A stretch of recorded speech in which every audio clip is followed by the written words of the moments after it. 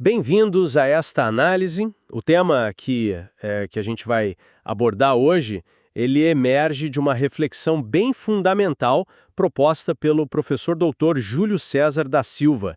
Isso foi na newsletter recente dele, a Critical Thinking Plus, lá no LinkedIn.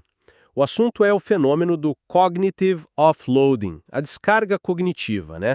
E como ele se reconfigura agora na era da inteligência artificial. Isso levanta umas questões bem pertinentes sobre o futuro do nosso pensamento crítico. Exato. E a questão central que a gente se propõe aqui a discutir é: em que medida, sabe? Em que medida essa dependência crescente de ferramentas externas, e aí principalmente a IA, para aliviar nossa carga mental, até que ponto isso é um risco real para a nossa capacidade intrínseca mesmo de análise crítica, de julgamento independente? Essa pergunta está bem no centro do material que a gente analisou. Certo. Da minha parte, eu vou sustentar que, embora os riscos existam sim e devam ser levados a sério, essa descarga cognitiva que a IA facilita, ela pode ser vista como uma evolução natural, uma extensão de estratégias que a gente já usa. O que exige é adaptação, sabe? Um uso consciente, estratégico, e não uma rejeição baseada no medo. Eu defendo uma integração, mas com critério. Já a minha perspectiva vai focar mais nos perigos que eu vejo como inerentes a essa dependência que só cresce. Eu vou me basear nas evidências e nas preocupações que o próprio professor Júlio César levanta no texto.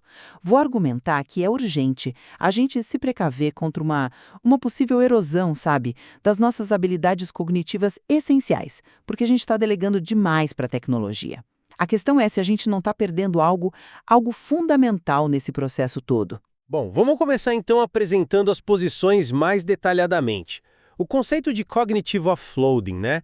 Como o professor Júlio César explora bem, baseado lá em Risco Gilbert, ele se refere ao uso, intencional de recursos externos para diminuir a demanda sobre os nossos próprios processos mentais. É só pensar em, anotar alguma coisa para não esquecer ou usar uma calculadora. São estratégias adaptativas antigas que a gente sempre fez. A inteligência artificial, nesse sentido, ela representa uma ferramenta, exponencialmente mais poderosa para fazer esse offloading. Ela consegue processar volumes gigantescos de dados, automatizar tarefas analíticas que são complexas, liberando assim as nossas capacidades cognitivas para a gente focar em níveis mais altos de abstração, ou na criatividade, ou numa tomada de decisão mais estratégica. Os ganhos potenciais, em eficiência e capacidade, eles são consideráveis. O desafio, então, na minha visão, não está em negar a ferramenta. Está em dominar o uso dela. É sobre desenvolver uma literacia digital que inclua o uso crítico da IA, talvez moderando a aplicação dela, combinando com o exercício contínuo do raciocínio independente como é sugerido na análise que a gente está discutindo. Olha, eu concordo com a definição do cognitive offloading e que isso não é de hoje. Mas eu discordo um pouco dessa visão de que a IA é só mais um degrau nessa escada evolutiva. Eu acredito que a escala, a velocidade e principalmente a natureza da descarga cognitiva que a IA generativa e esses sistemas de apoio à decisão promovem, isso representa uma mudança qualitativa, não é só quantitativa. O material do professor Júlio César, ele é bem direto ao citar pesquisas recentes, como aqueles dados que o Dirlich aponta para 2025, que indicam uma correlação negativa e forte entre usar frequentemente certas ferramentas de IA e o desempenho em testes de pensamento crítico. E isso principalmente em populações mais jovens. Essa pesquisa sugere que o cognitive offloading funciona como um mediador-chave nesse declínio. Quer dizer, a própria facilidade em delegar parece que diminui o engajamento cognitivo que a gente precisa para manter essas habilidades afiadas, né? O tal do efeito Google, que também é mencionado, aquela tendência da gente lembrar onde a informação está e não a informação em si, isso já sinalizava essa dinâmica preocupante. E a discussão sobre proibir smartphones em escolas, que está refletida em lei no Brasil e que o texto menciona, não é um pânico moral sem sentido. É um sintoma de uma preocupação social legítima crescente com a preservação das capacidades cognitivas fundamentais. Então, eu vejo essa dependência excessiva da IA não como uma evolução neutra, sabe? Mas como um risco substancial. E presente. A sua ênfase nos riscos, especialmente com base nesses dados do Gerlich, ela é compreensível, sem dúvida. Contudo, será que a gente não deveria olhar para esses mesmos dados com um pouco mais de nuance?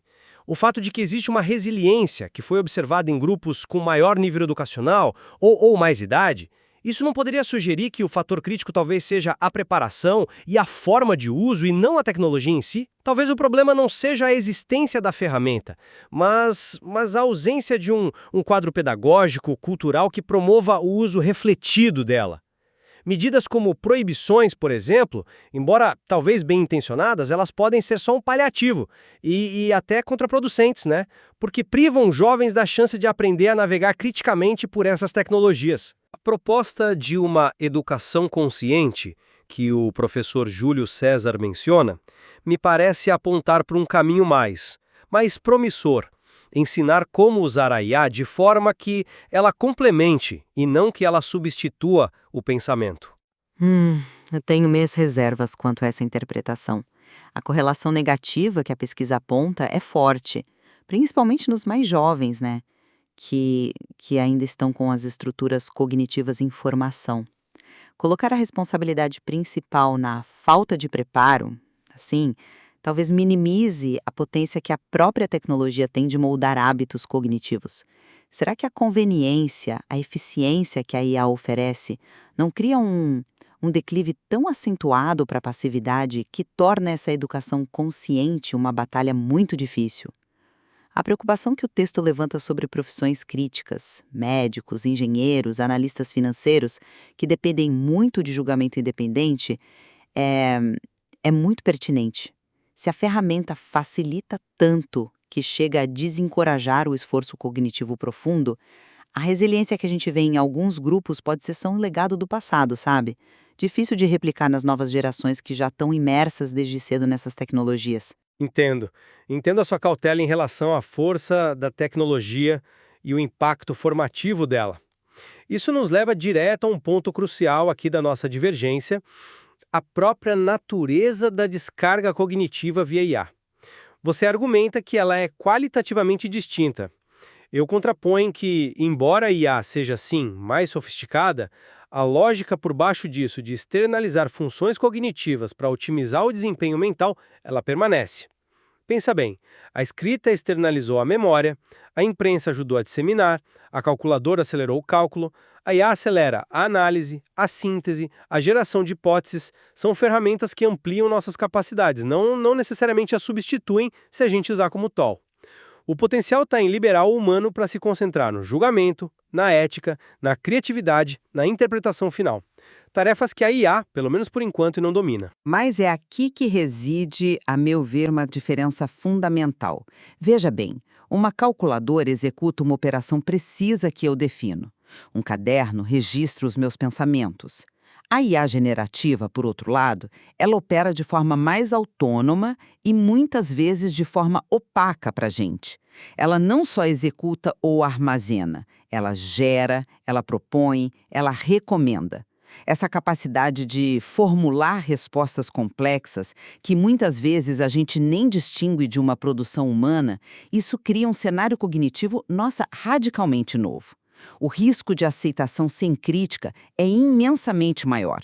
Quando a ferramenta te oferece uma solução que parece completa, prontinha, o esforço necessário para verificar as premissas, avaliar a lógica por trás, buscar fontes alternativas, que são atividades centrais do pensamento crítico, pode parecer redundante ou custoso demais.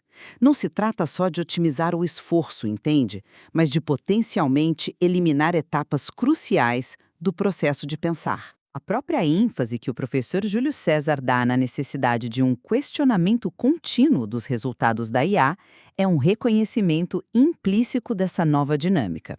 As ferramentas anteriores não exigiam esse nível constante de vigilância epistêmica. Esse ponto sobre a natureza da geração de conteúdo pela IA, ele é válido, é complexo, sem dúvida. No entanto, eu interpreto isso não como um empreendimento que não dá para superar, mas sim como a definição do novo desafio adaptativo que a gente tem pela frente. O tal questionamento contínuo não é um sinal de falha da ferramenta, mas sim o próprio cerne da competência que a gente precisa para lidar com essas ferramentas avançadas. E isso nos conecta diretamente às estratégias de mitigação que são discutidas no material base. A ideia de uma educação que integre ativamente o uso da IA com exercícios de raciocínio crítico independente, a sugestão de um uso moderado, seletivo talvez, reservando a IA para tarefas onde ela realmente agrega valor sem substituir o núcleo do pensamento, e a prática constante de avaliar criticamente os resultados da IA. Essas não me parecem só boas intenções, sabe? Mas sim abordagens pragmáticas, necessárias, para a gente cultivar uma relação simbiótica, produtiva com a tecnologia. São estratégias que me parecem viáveis. A viabilidade na teoria é uma coisa, né? Agora, a implementação disso na prática, em larga escala, é outra bem diferente. O meu ceticismo mora justamente na força das pressões do contexto. Pense em ambientes educacionais sobrecarregados ou no mundo corporativo focado em produtividade a qualquer custo. Quão realista esperar que essa moderação e o questionamento contínuo vão prevalecer sobre a conveniência e a velocidade que a IA oferece? As estratégias são bem formuladas, não nego, mas elas podem ser insuficientes diante da força gravitacional da tecnologia. O próprio professor Júlio César, no final da análise dele, ele ressalta a necessidade urgente de mais pesquisa. Ele aponta para a importância de investigar os efeitos de diferentes tipos de IA em diferentes contextos, educacional, profissional, pessoal, e como fatores culturais, socioeconômicos interagem com esse fenômeno todo. Essa chamada por mais investigação sugere que a gente ainda está tateando no escuro em muitos aspectos. Talvez as soluções não possam ser só individuais ou pedagógicas, entende? Talvez exijam intervenções mais estruturais ou até regulatórias para contrabalançar os efeitos que podem ser deletérios. A pesquisa do Gerlich é um sinal de fumaça. A gente precisa entender melhor o tamanho do incêndio. Eu concordo plenamente com a necessidade de mais pesquisa.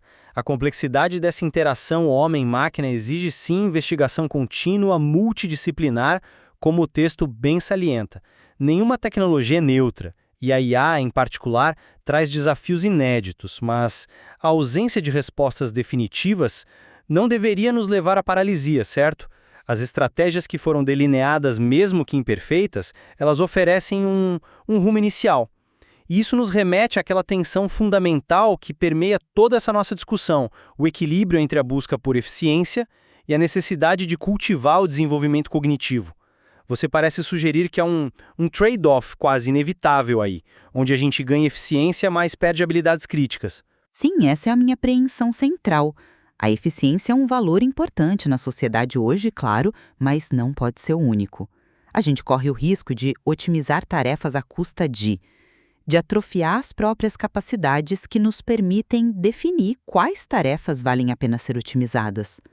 O cognitive offloading, quando levado ao extremo por ferramentas de IA cada vez mais onipresentes e capazes, ele pode nos conduzir a um futuro onde somos extremamente eficientes em executar, mas progressivamente menos capazes de refletir, de analisar em profundidade, de inovar genuinamente. É uma questão sobre a própria qualidade da cognição humana que a gente quer preservar e fomentar.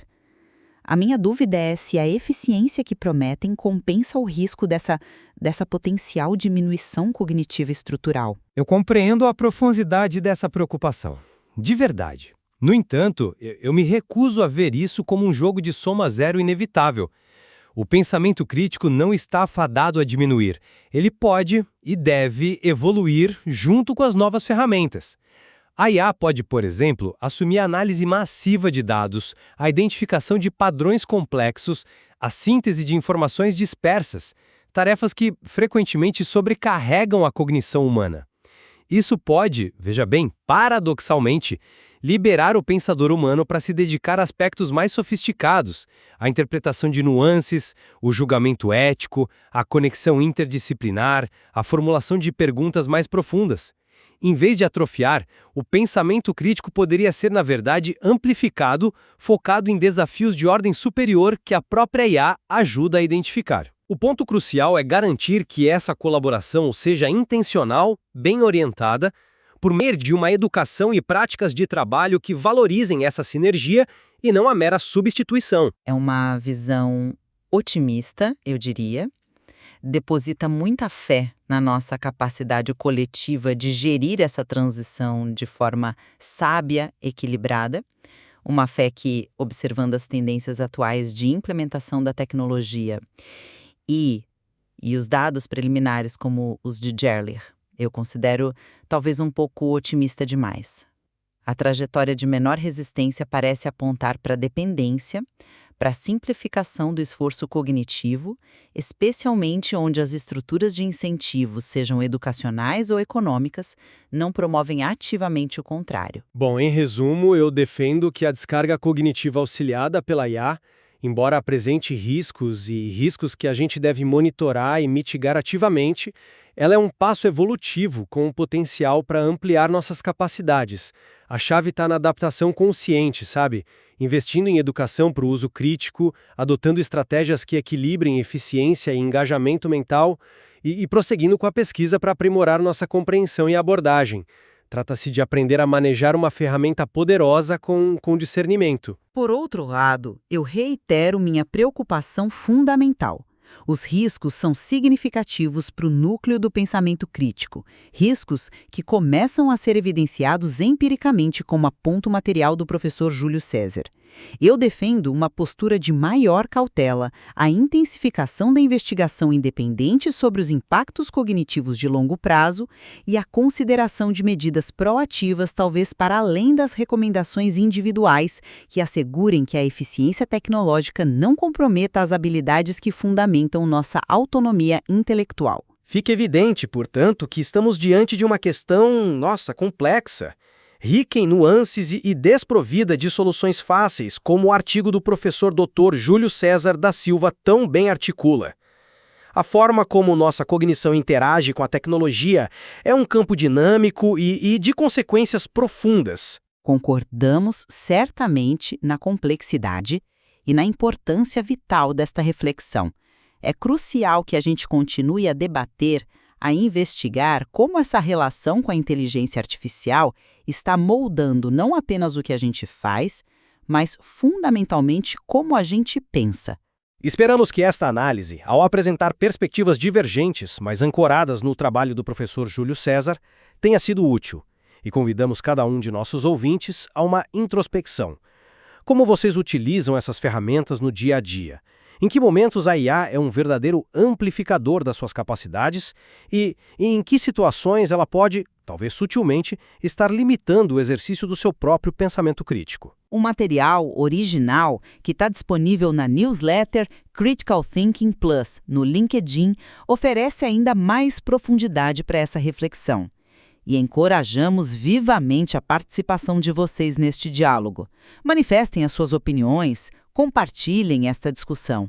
A troca de ideias é essencial para a gente navegar coletivamente pelos desafios e pelas oportunidades desta nova era cognitiva.